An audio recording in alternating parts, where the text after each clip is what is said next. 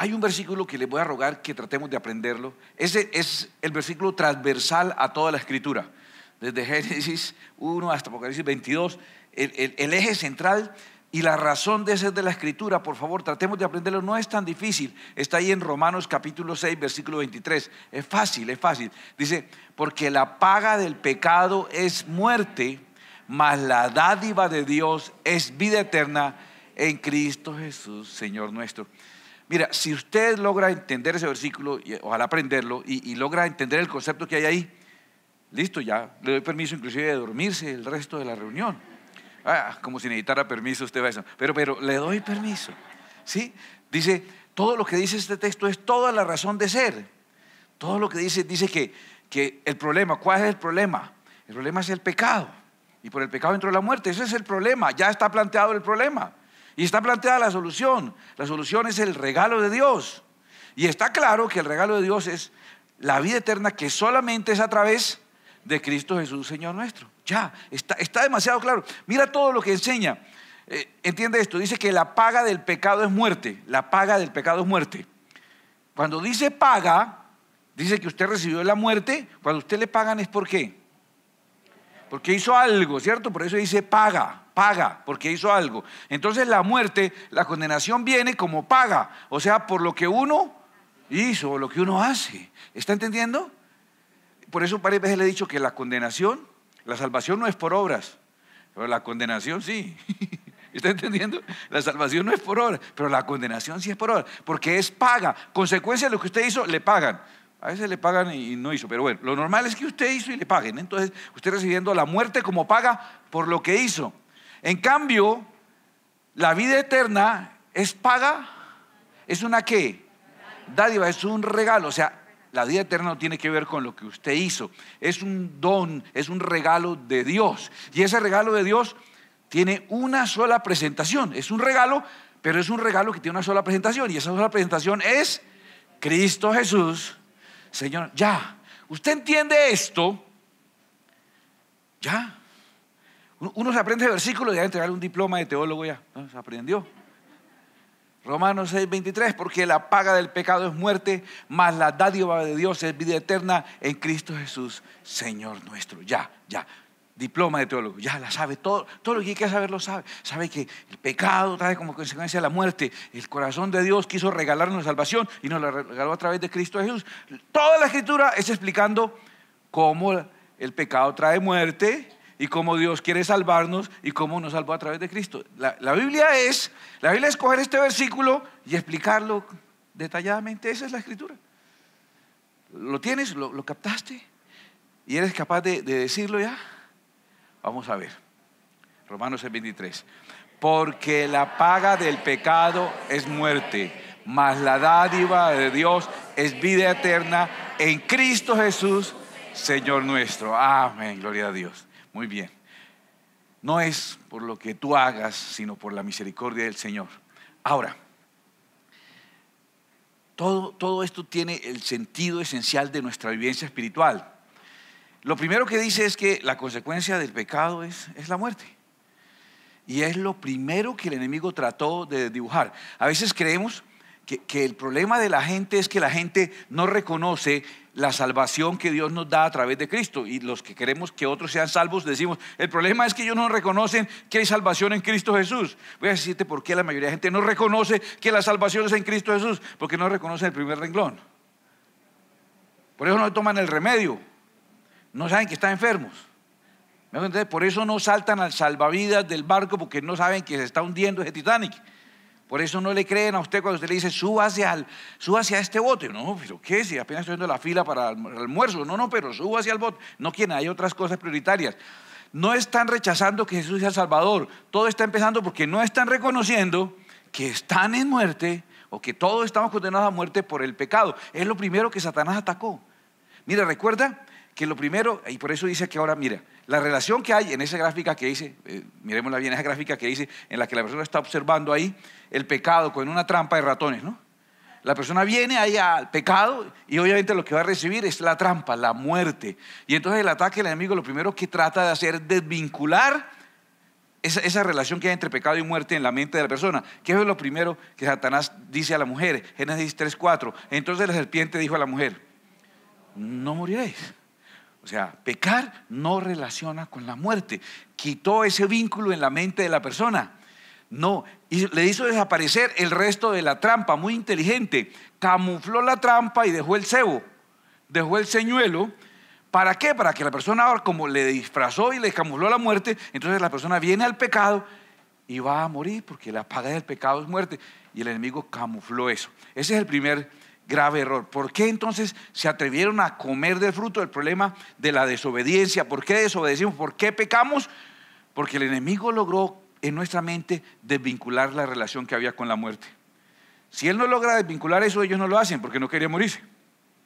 Si él no logra hacer esa separación, y si ellos siguen pensando, y él le dice: eso es delicioso. A usted le dicen: oh, es delicioso esa fruta. Lo único malo es que uno se muere, pero es rica, rica. Le pueden decir lo que sea, nunca le parecerá buena. Si usted dice delicioso, pero uno se muere, no se la come. Si después le dicen que no, entonces a usted le parece un fruto agradable, ¿cierto? Codiciable y bueno para comer. Ahora sí, porque le quitó esa consecuencia. Mientras tenga esa relación, no hubiéramos pecado. Entonces lo que Satanás hizo fue: no va a haber muerte.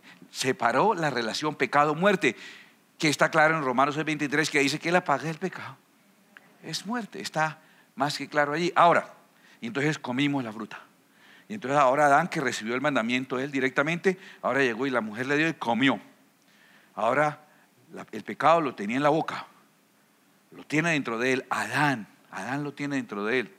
A usted no le parece ese nombre muy intencional, ese de Adán, como el de ADN, ¿cierto? Como el nombre de ADN, ¿cierto? Adán, el ADN, a raíz de que él tenía el pecado por dentro, esos fueron los primeros y de ahí vino toda la genética, su merced, yo. Entonces nacimos con el pecado ya por dentro, nacimos contaminados de ese pecado. Mira, ese pecado ya nos contaminó, porque de ahí de donde vino el ADN, el origen, todos venimos con esa inclinación a pecar.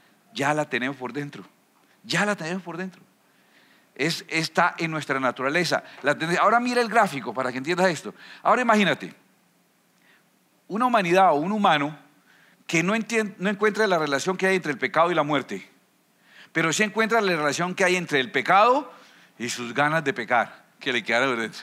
¿Sabes cómo llama la Escritura? El apóstol Pablo llama esas ganas de pecar, esa naturaleza caída, lo llama en Romanos 7, el pecado que mora en mí.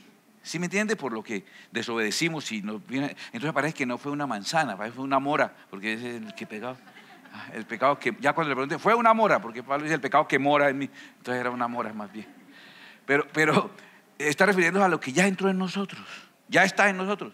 Entonces mire la gráfica somos nosotros mismos. El pecado está ahí, ya no entendemos, no nos ha sido revelado. Lo primero que tiene que revelarse a una persona no es que Cristo es el Salvador. No es lo primero que la persona tiene que entender. Lo primero que la persona que tiene que entender es que está condenado. Es lo primero que tiene que entender. Si la persona entiende que el pecado que todos tenemos nos ha condenado a morir eternamente, entonces si la persona entiende, va a buscar salvación y va a evitar el pecado. ¿Qué nos impulsa a pecar? Sí, la seducción externa y todo lo demás. No, ¿sabes qué dice Santiago? Cada uno es tentado de su propia concupiscencia. Uno es tentado de lo que tiene por dentro, de su naturaleza pecaminosa, o lo que llama Pablo. ¿Cómo lo llama Pablo? El pecado que manzana en mí, el pecado que mora en mí. Está equivocado de fruta, el pecado que mora en mí. Así lo llama Pablo, eso es. Entonces mira lo que ocurre. Entonces el pecado ahora ejerce una atracción a mi naturaleza pecaminosa y tenemos ahí la ecuación perfecta para estar fregados. ¿No? Ahí está. Imagínate, un pecado que quiere que yo caiga y un yo que quiere caer en pecado. Sí, se juntó el hambre con las ganas de comer. ¿Verdad? Ahí está, perfecto. Entonces ahora, ¿cómo resolver esta situación? Tiene que haber una manera de lograr resolver esta ecuación negativa. Para eso vino la ley. La ley fue una barrera que nos impediría pecar.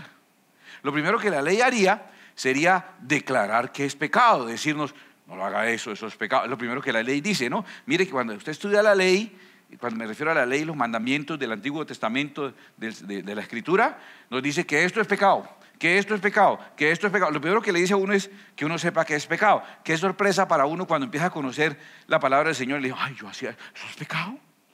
Ay, no, Dios. ¿Qué le decía yo? Yo iba ahí a que me leyeran la mano y a que me echaran el tabaco y a que me hiciera otra cosa y que le echaran ¿cómo era? La bendición esa para el negocio, pero con brujería y todas esas cosas. Y eso, yo creía que eso era bien, porque esa señora tiene una imagen de un Cristo. Y eso lo hacen invocando a los santos, entonces eso debe ser bueno. No, cuando la persona ve, uy, no, eso no está bien. Ser infiel después de haber, eso es pecado, mira. Ay, pero uno pensar nomás, pensar ya es pecado. Sí, cualquiera que mira a una mujer para codiciarla, si un hombre mira a una mujer para codiciarla, ya adulteró con ella en su corazón. Ay, ahora si una mujer mira a un hombre también, ¿no? Y hombre con hombre, mujer con mujer, del mismo modo. Y en sentido contrario, ahora es como un aspersor para todos lados, ¿sí me entienden? Ya eso es pecado. Entonces lo primero que la ley hace es declararnos que es pecado, para ayudarnos a que no pequemos. Hay un problema,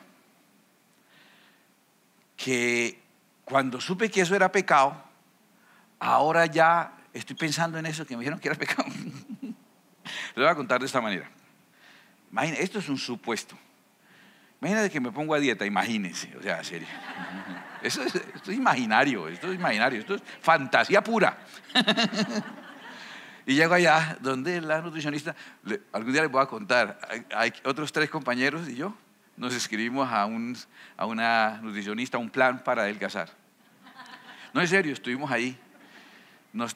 Somos la primera persona que yo conozco que nos expulsaron de la nutricionista. Un día nos miró con tristeza, le pagábamos buen dinero entre todos y nos dijo, ¿sabes qué? No venga más. O sea, a usted lo han echado de un colegio, una empresa, a nosotros nos echó la nutricionista, imagínate lo mal que estamos, nos echó de ahí. Después digo quiénes son las otras joyitas, pero con verlo usted ya sabe. Pero bueno, entonces imagínate que estoy haciendo la dieta y viene el médico y me da la lista de la dieta y en la lista me dice lo que no debo comer. ¿Está bien que haga eso? Claro, me va a ayudar. ¿Es por mi bien? ¿Es verdad lo que está diciendo? Sí. Y yo empiezo a leer y me dice, usted no puede comer empanadas con tártara y ají, ni papa rellena, papayucas y papas rellenas con tártara y con guacamole y con Coca-Cola no puedes, ni un pedazo de bocadillo con queso, ni 1000 hojas de arequipe, ni roscones de arequipe, ni suspiros del maná, ni las hojaldras de la salida de la universidad, ni la avena poporra. ¿Cómo van? ¿Se está dando cuenta de lo que está realmente ocurriendo, verdad? Que cuando la dieta me dice que algo es malo, ¿qué está ocurriendo en nosotros, en serio? Nos abrió el apetito. Esta predicación la hicimos para que se venda todo lo de la cafetería. Y se va a vender. Porque resulta que ahora, eso que es pecado, al declararlo ahora está en mi cabeza. Ahora estoy pensando en eso. Y di ejemplos con comida como a las 9. Pero di ejemplos con comida, pero con todo es igual. Tan pronto lo declaran pecado, ahora estoy pensando en eso. Y entonces ahora al estar pensando en eso, se amplifica la capacidad que tiene ese pecado de atraerme. Señoras y señores, estamos fregados. Ahí está la ecuación de los fregados que estamos. Para la gente de internet, aquí no hay grosería eso, ¿sí? Aquí en esta iglesia digo. En el resto sí, pero aquí, bueno, ahí está la ecuación. ¿Te la entiendes? Nos desvincularon la relación pecado-muerte y ya no nos parece grave, parece divertido, que eso hay que hacerle porque imagínate, la vida es corta, entonces hay que hacerle, ¿cierto? Y entonces resulta que yo tengo una naturaleza que es pecaminosa y por eso el pecado me atrae. Y la ley para atajarme lo que me dijo fue, esto es pecado y esto es pecado, y me puso a pensar en eso. Y al ponerme a pensar en eso me siento más atraído al pecado que antes. ¿Sabes cómo lo dice inclusive el apóstol Pablo en Romanos? Voy a leerlo en favor de todos. Romanos 7:7, números repetidos, 7:7. Él dice, ¿qué pues diremos? ¿La ley es pecado? En ninguna manera. Pero yo conocí el pecado. Yo no conocí el pecado sino por la ley. Porque tampoco conociera la codicia si la ley no dijera no codiciarás. ¿Sí? Ahí decía milhoja. Yo no había pensado en milhojas hasta que leí que decía no coma milhoja. Hasta que leí. Me provocó, lo está diciendo bien. Entonces, ¿qué esperanza tenemos? ¿Cómo va a terminar esta situación? ¿Cómo va a terminar en serio? ¿Cómo va a terminar? Digámoslo honestamente. No hay otra opción. Vamos a terminar en que... Sí, no nos engañemos. No nos engañemos. Así vamos a terminar. Vamos a ir por ese pecado que nos parece atractivo y vamos a descubrir que sí estaba vinculado con la muerte. Es que la trampa funciona porque el ratón no entiende por qué el queso es gratis. Ahí está la trampa. Así vamos a terminar. Mira Romanos 7. ¿Entendieron la explicación y la gráfica? Ahora leamos la Biblia imaginando gráficas y van a decir ustedes, les voy a declarar algo muy importante hoy. Voy a jugar con las cartas boca arriba, con mi naipe boca arriba. Les voy a decir por qué uno puede leer la escritura y entenderla mejor. Porque no está viendo letras. Cuando usted lee la Biblia, vea dibujitos. Cuando usted lee la Biblia, vea PowerPoint. Mira, es así que uno lee la escritura. Romanos 7:7, sigamos leyendo el siguiente versículo, después de Romanos capítulo 7, versículo 7, el 8. Escuche usted, pero se va imaginando los dibujitos. Mas el pecado, tomando ocasión por el mandamiento, produjo en mí toda codicia, porque sin la ley el pecado está muerto. Y yo sin la ley vivía en un tiempo, pero venido el mandamiento el pecado revivió y yo morí. Y hallé que el mismo mandamiento que era para vida, a mí me resultó para muerte. Porque el pecado, tomando ocasión por el mandamiento, me engañó y por él me mató. De manera que la ley a la verdad es santa. Y el mandamiento santo, justo y bueno. Lo que es bueno vino a ser, luego lo que es bueno vino a ser muerte para mí, en ninguna manera. Sino que el pecado, para mostrarse pecado, produjo en mí la muerte por medio de lo que es bueno, a fin de que por el mandamiento del pecado llegase a ser sobremanera pecaminoso. O sea, el doctor me dijo, eso es malísimo, eso es muy dañoso. Y él por hacer ese énfasis, me abrió fue el apetito. Porque sabemos que la ley es espiritual, el problema no es la ley. El problema es que yo soy un dragón, o sea, el problema es que yo soy carnal, vendido al pecado. Ese es el problema. El problema estoy yo, porque lo que hago no lo entiendo, pues no hago lo que quiero, sino lo que aborrezco, eso hago. Y si lo que no quiero esto hago, apruebo que la ley es buena. De manera que ya no soy yo quien hace aquello, sino el pecado que mora en mí. Recuerda lo que me viene de genética, mi inclinación a pecar. Y yo sé que en mí, esto es en mi carne, ahí no mora el bien. Porque el querer el bien, hacer la dieta, está en mí, pero no el hacerlo. Porque no hago el bien que quiero, sino el mal que no quiero, eso trago, eso hago. Eso hago, lo que no quiero. Y si trago lo que no quiero, y si hago lo que no quiero, ya no lo hago yo, sino el pecado que mora en mí, mi naturaleza pecaminosa. Así que queriendo yo hacer el bien, hallo esta ley, que el mal está en mí. Porque según el hombre interior, yo me deleito en la ley de Dios, pero veo otra ley en mis miembros que se revela contra la ley de mi mente y que me lleva cautivo a la ley del pecado que está en mi naturaleza, que está en mis miembros. Miserable de mí. ¿Sí o no? Llegamos. Miserable de mí. ¿Quién me librará de este cuerpo de muerte? Gracias doy a Dios por Jesucristo, Señor nuestro. Así que yo mismo, con la mente sirvo a la ley de Dios, más con la carne a la ley del pecado. Atención, que aquí la propuesta que está haciendo el apóstol Pablo, atención, el contraste está entre mente versus carne. Atención, tenga esa relación ahí guardada que la vamos a usar más tarde, no la vaya a perder. Mente versus carne. Con la mente dice, sirvo a la ley de Dios, pero con la carne a la ley del pecado. Bueno, ¿se dieron cuenta que como que entendimos? ¿Qué es lo que dice ahí Pablo en Romanos 7? Exactico lo que nosotros estudiamos. Aprendimos Romanos 6:23. Romanos 6, porque la paga del pecado es muerte, más la dádiva de Dios es vida eterna en Cristo Jesús. Acabamos de leer Romanos 7 y lo entendimos también. Vimos ese esquema tan difícil que hay. ¿Y ahora qué hacemos con ese problemita? ¿Qué problema tan tremendo que tenemos todos? ¿Qué vamos a hacer ahí para destruir esa ecuación? Pensemos, tiene que haber alguna manera. Esa ecuación, la ley que, escuche esto, la ley que era solución, por mi naturaleza pecaminosa, la ley terminó siendo para mí parte del problema. ¿Es lo que está diciendo Pablo? Se fue dada como solución, pero por mi naturaleza pecaminosa, la ley terminó siendo parte casi del esquema de la trampa. ¿Cuál es el problema? Entonces ahí está el esquema. Y lo dice claramente. 1 Corintios 15, 56 dice, ya que el aguijón de la muerte es el pecado. Y el poder del pecado, la ley. Quedó la ley haciendo parte del problema que me tiene miserable de mí. Quedó la dieta, la receta que me dio el médico, que me dejó ahí cada vez que la leo.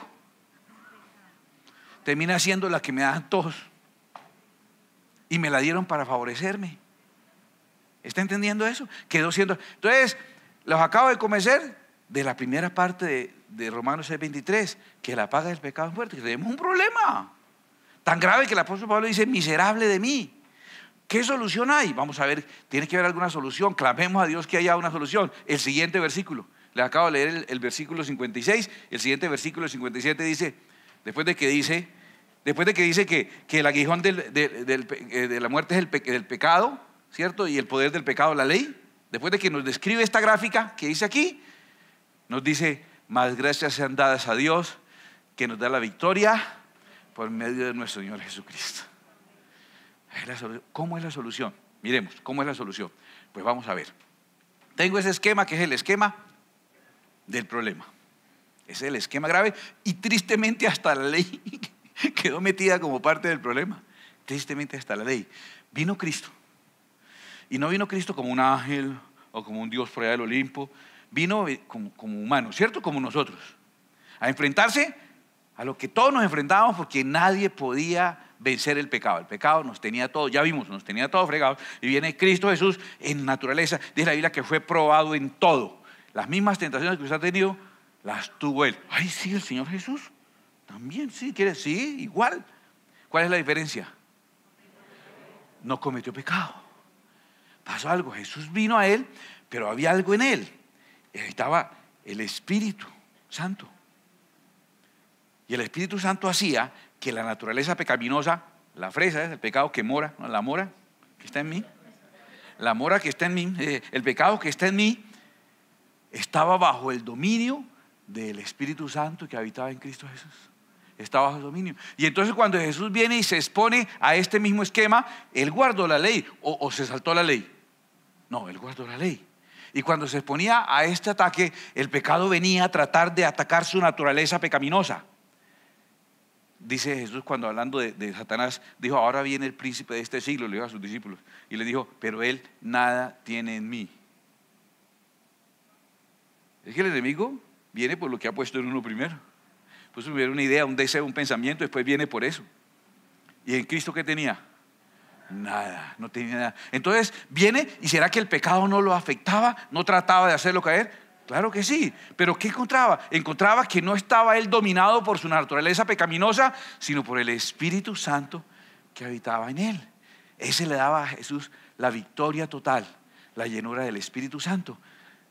Ahora, la ley, cuando le hablaba de pecado a él, ¿le afectaba a su mente? No, Jesús tenía clara en sus pensamientos la relación del pecado y la muerte. Entonces Jesús, cuando venció el pecado, también venció la muerte, porque la consecuencia del pecado es la muerte. Entonces Jesús venció el pecado, puso en evidencia que el pecado era lo que causaba la muerte. Él con su enseñanza nos volvió a acordar la relación, esa que nos quitó Satanás diciendo, no morirá.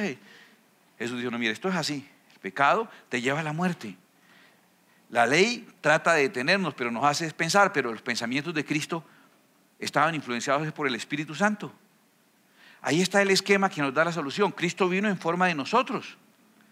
Lo que no pudo hacer la ley, lo hace Cristo. ¿Por qué? Ay, felicitaciones Cristo, muy bueno que usted haya vencido el pecado, cuánto me alegra. Muchas gracias. El pecado no pudo hacerlo caer a él. Maravilloso, pero entonces ¿nosotros qué? El problema somos nosotros. Yo sigo siendo un hombre que tengo carne y la carne es mi tendencia a pecar, tengo un corazón inclinado a pecar. Entonces Jesús viene y dice, mire la solución. Por eso dice, gracias a Dios al Padre. Sean dadas al Padre. Mira esto. La solución es que el Espíritu que habitó en Cristo,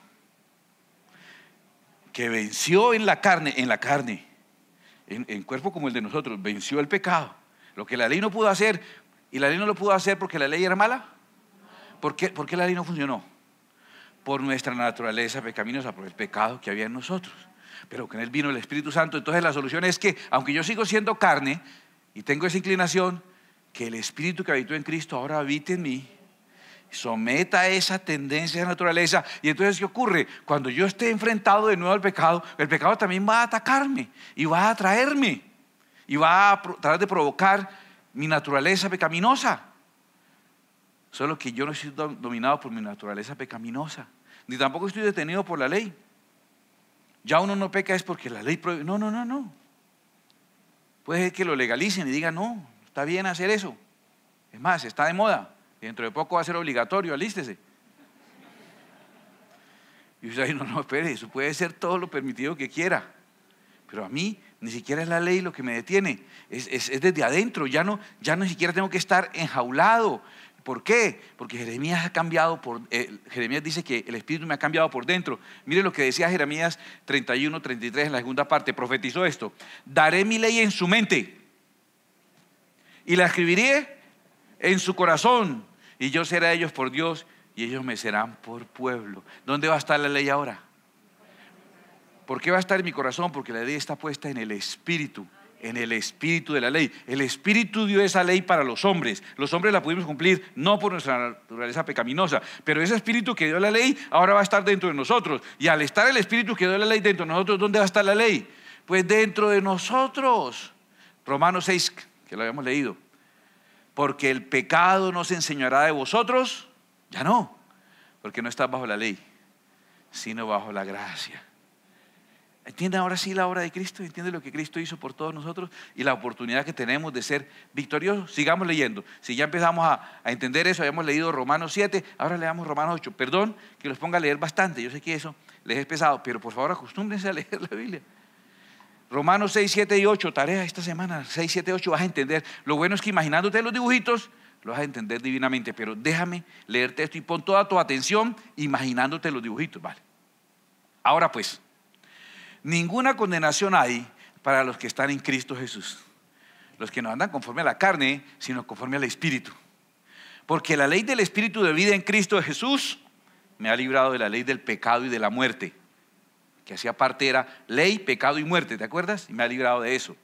Porque lo que era imposible para la ley, por cuanto era débil por la carne, Dios, enviando a su Hijo en semejanza de carne de pecado, y a causa del pecado condenó al pecado en la carne, para que la justicia de la ley se cumpliese en nosotros, que no andamos conforme a la carne, sino conforme al Espíritu. Porque los que son de la carne piensan en las cosas de la carne, pero los que son del Espíritu, en las cosas del Espíritu. Porque el ocuparse de la carne es muerte, pero el ocuparse del Espíritu es vida y paz. Por cuanto los designios de la carne son enemistad contra Dios, porque no se sujetan a la ley de Dios, ni tampoco pueden. Y los que viven según la carne no pueden agradar a Dios. Mas vosotros, o sea, hablando de nosotros, no vivís según la carne, sino según el Espíritu. Si es que el Espíritu de Dios mora en vosotros, y si alguno no tiene el Espíritu de Cristo, no es de Él. Entonces ya no es el pecado que mora en mí, sino que el Espíritu de Dios mora, la misma fruta, mora en nosotros. Ya no es el pecado que mora en mí, ahora el Espíritu mora, porque nosotros ahora vivimos en el Espíritu. La ley está escrita por dentro. Repito, el Espíritu de Dios que dio la ley no funcionó por culpa del Espíritu, por culpa de la ley, por culpa de nuestra naturaleza pecaminosa. Pero si ese Espíritu está en nosotros, ahora la ley está en nosotros. Cristo lo hizo, vino y venció el pecado Él en este mismo cuerpo para compartirnos a nosotros ahora su Espíritu. Y por eso nosotros andamos ahora en el Espíritu. Vivimos de manera diferente, vivimos. Quiero que te fijes otro detalle más que nos va a explicar esta gráfica. En los versículos anteriores habla de un proceso que vamos a empezar a estudiar. Con esto estoy dando la apertura a un estudio de unos cuantos miércoles, que le puede cambiar su vida, que por lo menos ya no lo vuelvo a embarrar. No, la va a seguir embarrando, pero no sabe por qué. No, confiando en Dios ya va a tener revelación de Dios para no hacerlo. Mire, dice así: porque los que son de la carne piensan en las cosas de la carne, pero los que son del Espíritu piensan en las cosas del Espíritu. Hay un comienzo de transformación de eso de estar lleno del Espíritu. Hay un proceso, porque nosotros hemos creído que ser lleno del Espíritu Santo, escúchame, ser lleno del Espíritu Santo es que un día viene un señor que tiene mucho espíritu y le pone la mano a usted y le pasa ahí por la mano un poco de espíritu y se le mete. Y usted entonces hace unas cosas y unas manifestaciones y usted ahora tiene el Espíritu Santo, porque esa persona se lo pasó, ¿cierto? Nosotros creemos eso, ocurrió ese suceso. Nosotros creemos eso, perdón. Yo no sé usted, yo no creo eso. Dios puede hacer lo que Él quiera. ¿Y eso puede ocurrir? Sí puede ocurrir. Porque no es que Dios, pero es la forma en que Dios acostumbra a hacer las cosas. ¿Sucesos? ¿Cómo acostumbra a hacerlas Dios? Resulta que este proceso empieza con tu manera de pensar. Y después dice que el ocuparse es en lo que uno hace. ¿Usted qué está ocupado? Haciendo cosas, eso es ocuparse, lo que usted hace. Después dice los designios, que es la misma palabra de diseño. Esa palabra la estudiamos en froneo. Significa una inclinación hacia algo. Y después, el resultado de eso es tu forma de vida, lo que tú eres. Hay un proceso allí. Ese estudio lo vamos a empezar a hacer y sé que va a ser muy edificante. Voy a ponérselo con más dibujitos, ¿cierto? Más dibujitos todavía para ver. Bueno, entonces, dice Proverbios 23:7. Porque ¿cuál es el pensamiento en su corazón? Tal es el hombre. Como yo pienso, vea, así estoy yo. ¿Sí? O usted, o el que sea, pero eso soy yo. Entonces ahí finalmente yo soy como. Lo que yo pienso llega a afectar lo que yo soy. No, pastor, espere. Háblenos de cosas espirituales. Usted ora por nosotros, nos caemos, nos revolcamos y ya somos espirituales. Y uno espere, la Biblia dice que usted finalmente va a hacer es lo que usted piensa. ¿Cómo se da ese proceso? Lo acabamos de ver en los versículos anteriores de Romanos 8. Hay un proceso que lo vimos, ¿usted se acuerda? Lo primero era pensar. ¿Y después qué era? Hacer. Pero escucha esto, antes de hacer. El Salmo 19:14 dice: que los dichos de mi boca y la meditación de mi corazón sean gratos delante de ti, oh Jehová, roca mía y redentor mío. Los dichos de mi boca y la meditación de mi corazón. Porque los pensamientos vienen en dos presentaciones. Internamente, como una idea. Y externamente, como una palabra. ¿Qué es una palabra? Es un pensamiento que uno puede oír. ¿Ya? Por eso la gente dice: no, solo estaba pensando en voz alta. Desgraciado, infeliz, no sé qué. Ay, lo escuché, ay, perdón. Estaba pensando en voz alta. ¿Qué es pensar en voz alta? Las palabras son pensamientos que se nos salieron, que están por fuera. Entonces las palabras hacen parte también de nuestros pensamientos. ¿Y qué pasa si yo me la paso pensando en algo? Tarde o temprano voy a empezar a hablar de eso, como que me la paso pensando. Me la paso pensando en algo, en violencia, en perversión, en algún tipo de cosa. Pienso en eso todo el tiempo. Tengo una mente así torcida y pervertida. Y luego encuentro con quién hablar del tema. Esos se encuentran felices, ¿sí? No los cambia nadie ya. Montonados hablando sus cosas ahí. ¿Y qué pasa después? ¿Qué va a terminar haciendo esa persona que piensa en eso y habla de eso? Va a terminar haciendo eso. ¿Te acuerdas que hablamos que el otro era el hacer? Y la persona que hace eso, repitiendo esas acciones, la Biblia dice que los que practican el pecado, ¿cierto? Los que practican el pecado. ¿Qué implica eso, ese término de practicar el pecado? ¿Qué es practicar algo? Hacerlo repetidas veces hasta que cada vez lo hacen mejor. Y dígame, si la gente cada vez no peca mejor. Practicando tanto, ¿no? Practicando tanto. Entonces lo pensó, lo dijo y ahora lo está haciendo. Y lo está haciendo tantas veces que ya es un hábito que la persona tiene. Un designio, una inclinación, ya es un hábito, ya se le volvió una tendencia. Y entonces si tú tomas lo que la persona pensó y dijo, lo que hizo y lo que hace con frecuencia, eso finalmente es lo que la persona, el resultado de lo que la persona es. Tú eres y yo soy el resultado de todos los hábitos que tenga. Tu nivel intelectual es resultado de tus hábitos de estudio, tus hábitos de lectura. Nuestro estado físico, de tus hábitos de ejercicio, tus hábitos alimenticios. Las relaciones de tus hábitos sociales. Tu crecimiento espiritual de tus hábitos espirituales. Esa es la ecuación que Romanos nos dice. Y está clara la ecuación, le mostré los elementos. ¿Cierto que estaba clarita o los estoy tramando? No, estaba clarita. Pero ¿cuál es el problema aquí? Ya encontramos todo. Lo que yo pienso y termino hablándolo, lo que me la paso pensando y hablando termino haciendo, y lo que me la paso haciendo termina siendo algo, un hábito para mí, y mis hábitos terminan lo que yo soy. Lo que yo soy es el resultado de todos esos hábitos. Eso lo dice Romanos y lo entendí yo, pero ahora escucha. Al punto que quiero llegar es lo que dice en 1 Corintios 2.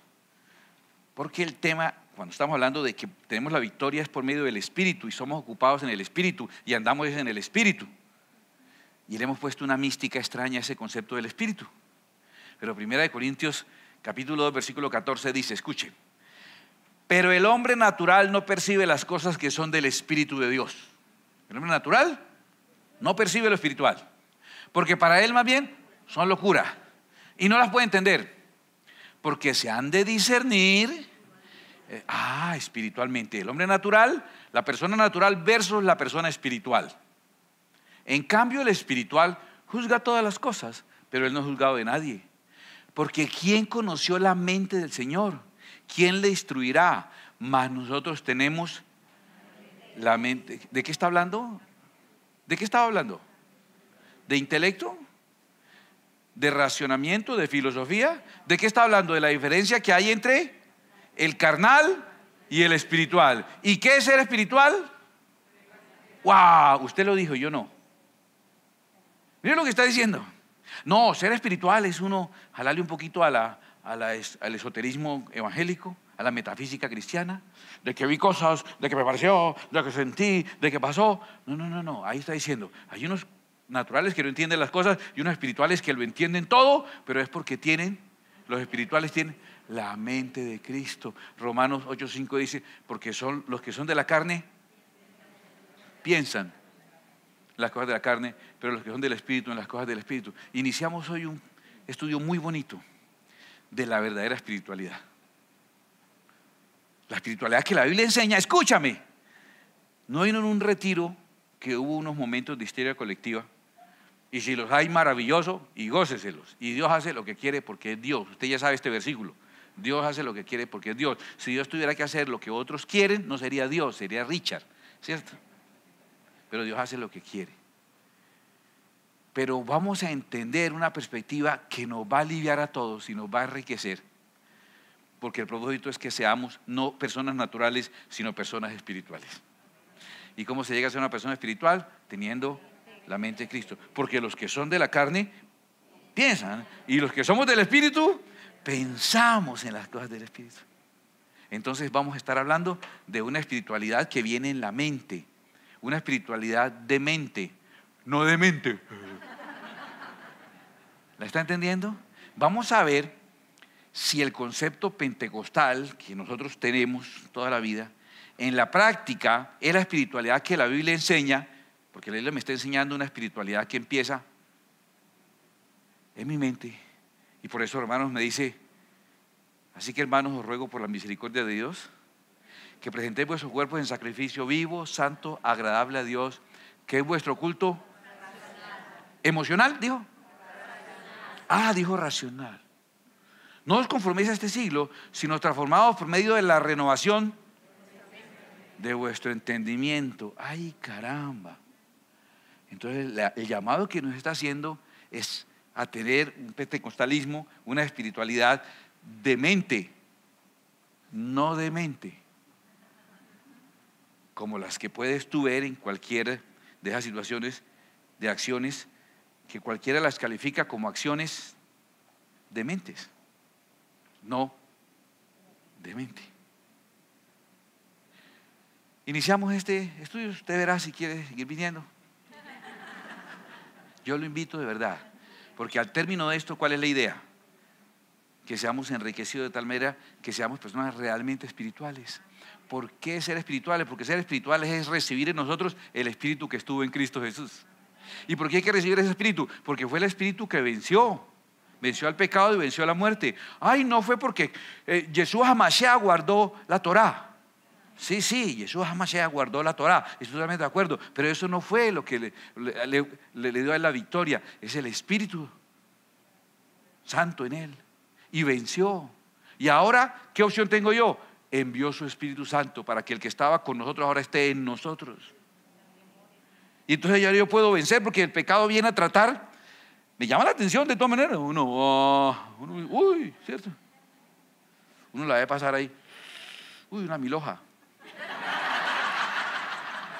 ¿Qué pensaron que había visto? Eso es lo que a uno, el resto, ya es eso. ¿Cierto? Qué repolla. ¿Sí? Eso sí me da atención, esas cosas así, arequipe y todo eso. Y usted la ve. Eso le atrae. Pero está lleno del Espíritu. No está el pecado atrayéndole a su naturaleza caída. Es el Espíritu Santo que inmediatamente le dice a usted, inmediatamente. Dice, oh, y uno, no, Señor, no. Que me pareció como conocida. Esa Miloja, digo yo. Yo como que estudié con esa Miloja. Sí, entonces y el Espíritu viene y da testimonio y nos conduce desde adentro, porque la ley ya no es escrita por fuera, que nos limita y que terminó sin culpa siendo parte del problema. ¿Se dio cuenta? No, ahora está dentro de nosotros y es la solución. Y la solución empieza en que los que somos de Cristo y los que somos del Espíritu pensamos en las cosas del Espíritu. Es ahí donde podemos empezar a tener una victoria maravillosa y una transformación de vida, no religiosa, sino real. Y vamos a ver cómo nuestro entendimiento va a florecer de una manera impresionante para entender las cosas naturales y las cosas sobrenaturales, y para tener comunicación directa con el Señor, que nos va a hablar en todo momento y nos va a decir, esto hazlo así o hazlo de otra manera. Y eso es lo que toda la Escritura ha estado elogiando. De los que amamos a Dios, nuestro entendimiento es mayor y nos llenamos de la sabiduría que viene de lo alto. Amén. Cierra tus ojos un momentito, por favor. Dile, Señor, gracias. Gracias. Yo quiero vivir una espiritualidad de mente y no una espiritualidad de mente irracional. Tiene lógica, Señor. Todo lo que es contigo tiene sentido. Todo está tan coordinado. Eres tan perfecto, Dios. Tu creación es tan perfecta. La velocidad de los átomos, de los movimientos dentro del átomo, la distancia al núcleo, el tamaño, las formas de los neutrones, protones, los quarks que ahora se han descubierto, los planetas, cómo se sostienen uno con otro, girando, el equilibrio en la naturaleza, los ciclos, todo es tan hermoso. Todo lo hiciste con tanta lógica, con tanto sentido. No quiero creer en manifestaciones de tu Espíritu que no tengan sentido. La Escritura claramente me dice que a cada uno le será dada una manifestación del Espíritu para provecho. Para provecho. Ah, qué lindo, Señor. Qué lindo ese equilibrio maravilloso que tú haces y que vas a hacer no solo fuera de mí, sino dentro de mí. Gracias por la ley que no es una orden que yo tengo que obedecer contra mi voluntad. Gracias porque la conviertes en una reacción mía natural y con gozo. Yo quiero tener la mente de Cristo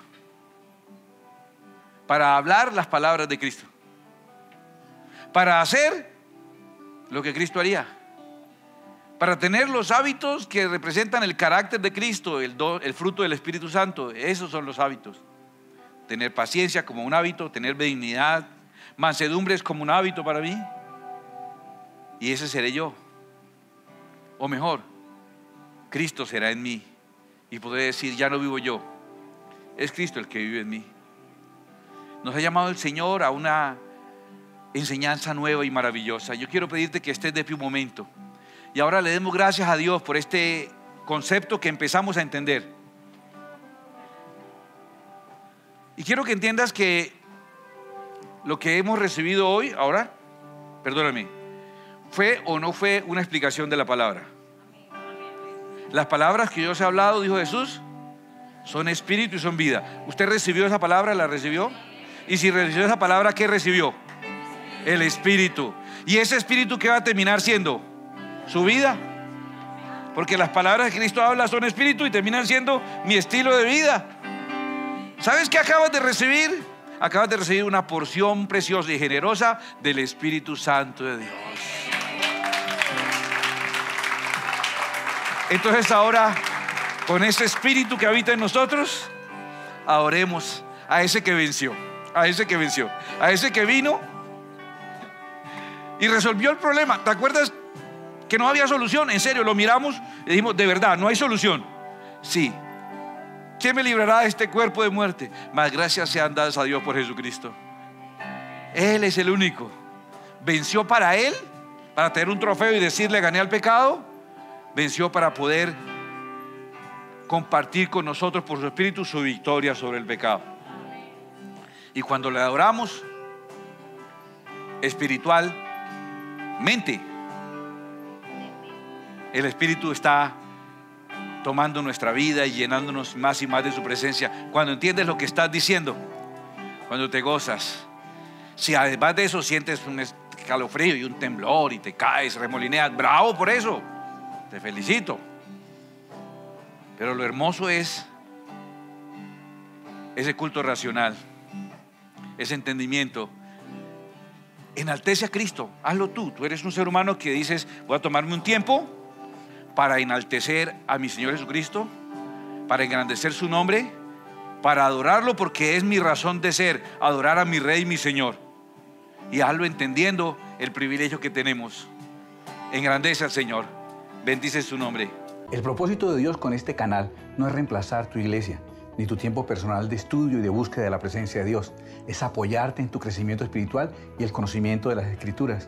Tú puedes apoyarnos a nosotros también cada vez que ves un video, cada vez que le das like, que lo compartes.